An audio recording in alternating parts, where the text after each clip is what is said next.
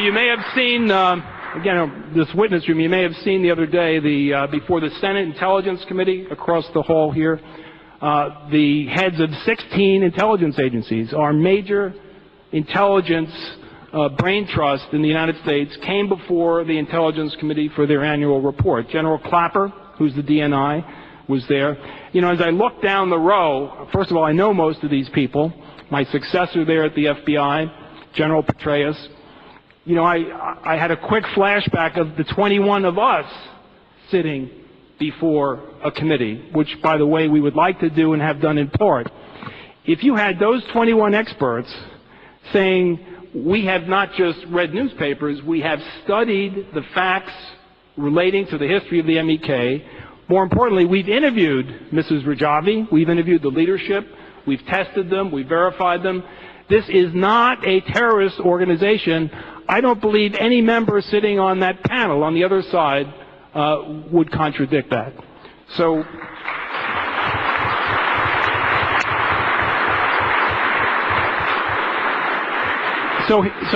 here we are in a very preposterous situation.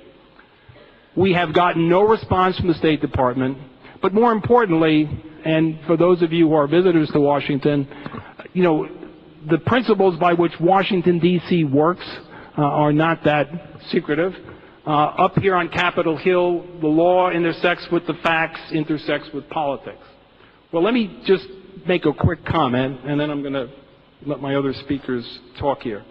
The 21 people who signed that letter, we just haven't signed letters. You know, we've talked to editorial boards, we've been on TV shows, et cetera, et cetera.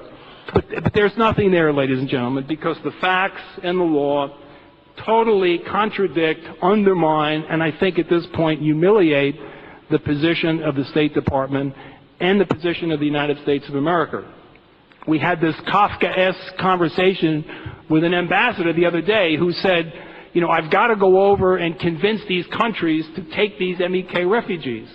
We said, well, Ambassador, maybe your lawyers could assist you by helping you get this delisting done. I said, isn't it a contradiction when you're going over there saying, please take these people, but you know, they're on our MEK terrorist list? And the response was,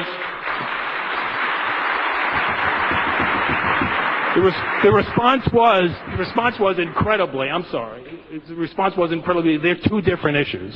Well, come on. They're not two different issues. They go to credibility. More importantly, they go to the honor and promise of the United States. We're witnesses. The way Camp Ashraf has been pre-designed and controlled by the Iraqi regime, clearly at the behest of the Iranian regime, it is now a prison camp, not a refugee camp. This is the last thing I'm going to say. The other thing we've done and we're doing is we told the State Department in our most recent call, look, why don't you send us, we've got generals, we've got FBI agents, we've got attorney generals, we've got CIA directors, we've got national security advisors to the president, we've got ambassadors, we've got governors. Send us over to Camp Liberty and we'll check it out for you. And an excellent suggestion by Professor Dershowitz, we'll be happy to go to Camp Ashraf and take an inventory just to make sure there's no evidence tampering after these people hopefully move out, not to a prison, but move out to liberty and freedom. Thank you. One of the most incredible experiences I had when I was in Washington, the National Security Advisor says to me, who knows about this? I said, excuse me? He said, who knows about this?